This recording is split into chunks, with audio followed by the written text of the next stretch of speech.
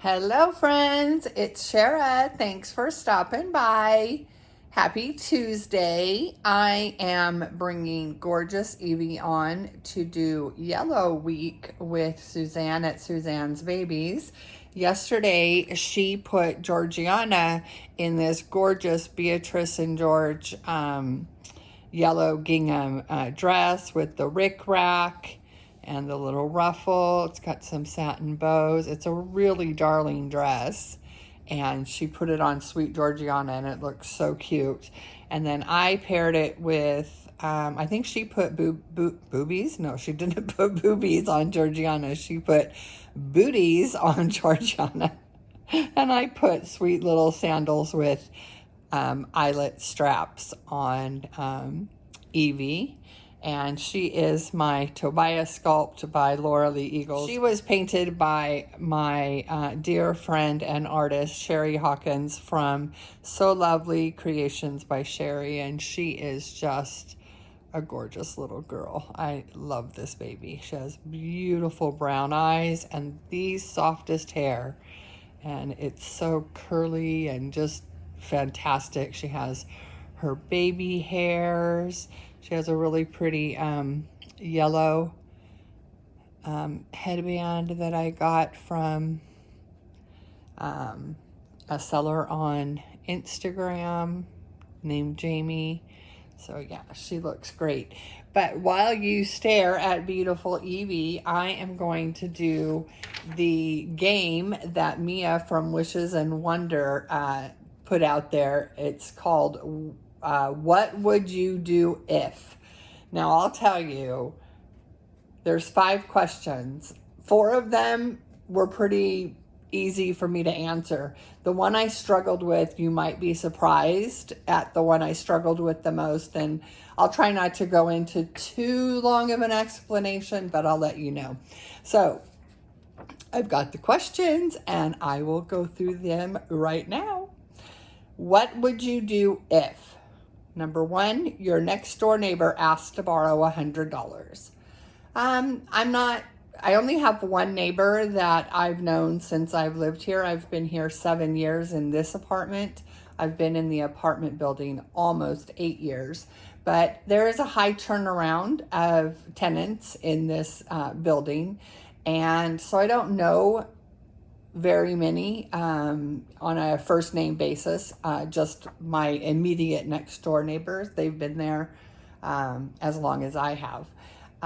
But if any of my neighbors took it upon themselves to come borrow $100 from me, having that we don't really, know each other, I would probably just loan them the $100 with no questions asked and no expectation of it being returned. But I wouldn't let it be a habit. One time is one thing, but I would have to nip it in the bud if it was something that they came back to me for. But, if someone needs $100, who am I to question why? I know if I needed money and I had to ask someone, that wouldn't be an easy thing for me to do. So that would be pretty much no-brainer. But again, I wouldn't expect it to come back. The next one is the one that I had the hardest time with. You saw someone shoplifting. What would you do if you saw someone shoplifting? I know shoplifting is not a victimless crime. In fact, as a consumer, I know it affects me the most because prices are raised. The store is not going to lose their money. They're going to, increase prices because of stealing. But I think that would be completely circumstantial. If I saw someone, pocket a watch at a jewelry store, that's one thing. That's not a necessity. That's, obviously somebody stealing a higher end item to either resell or, whatever. But what would I do if I saw a mom stealing formula or diapers or a dad in there stealing baby food? I could not and would not tell the authorities on that. I just couldn't. But I may subtly let them know, that I saw what they were doing. Could I help them pay for it? Is there something I can do to help so that they didn't possibly get in trouble as they exited the store?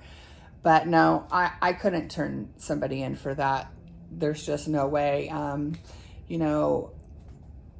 I know in tough times, my grandparents, my grandma used to tell stories how she would have to go into the grocery store and stick, hamburger meat or some sort of cheap meat under her blouse to feed her family. And whether it's right or wrong, that doesn't matter. I couldn't be the one to judge. So anyway, that's my answer. And I really grappled with this answer because I do believe it is a crime and people should be punished. But then again, it's circumstantial to me. So, all right. So what's the next one? What would you do if a former lover messaged you asking you to get together for lunch? Well, I'd go to lunch. I have no animosity even towards my ex-husband. He gave me a gorgeous son, even though he was a big butthead. But I have no animosity, or I don't know. I don't feel like it would be a lunch because he wants to, rekindle things. I am so not there for that. But no, I would absolutely go to lunch. If I won $1 million, what would I do? I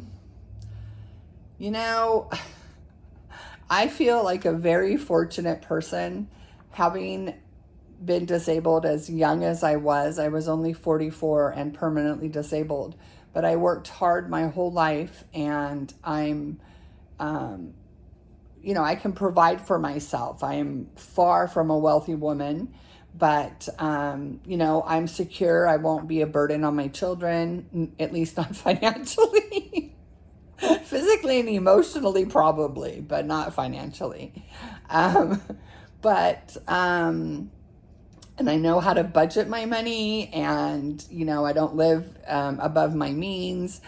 I went nuts on dolls, but, it's my money. I can do what I want with it. But, I still, I just don't have dreams or illusions of grandeur of having like $1 million. So, I would absolutely set my children up with homes so that they, had their own homes. I would set up trust funds for my grandchildren to ensure that they at least, wanted to try to go to higher education, to university. I think it's an important step, especially in today's society, to have a higher education. So I would set that up, and I'd probably buy myself a few dolls, but and pay off my car, even though I never drive it. My son drives it for me, takes me places. But yeah,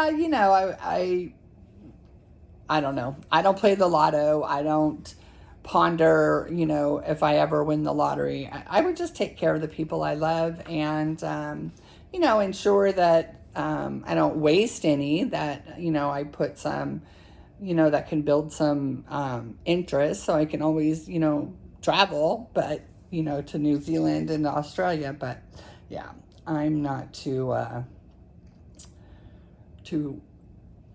worried about that, nor am I, expecting that.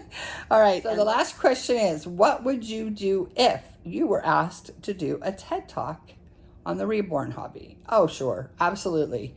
I would love to talk to people. I do talk to people about the hobby because it is a very positive, misunderstood hobby that I think, it's important for people to see that it is a hobby. It's not unlike any other hobby. It really isn't. And people can collect Barbie dolls. People can collect, precious moments figurines, but people collecting realistic babies, oh, we have to be insane. So I definitely would love to do a TED Talk, but I don't think they'll be calling. I don't know how those work, but I don't think anyone's going to be calling me, but sure, I can do that, no problem. So that is my answer to those 5 questions. Thank you so much, Mia. That was fun. Took me a few days to decide how I was going to answer that shoplifting question, and I knew in my heart that I couldn't just say, yes, I would report a crime, because I just can't. I'm a big, sensitive ball of mush sometimes, and I would really reach out to somebody who I saw, shoplifting necessities, and offer my help. But beyond that, I couldn't then, if they, rejected my help, or, however that went on,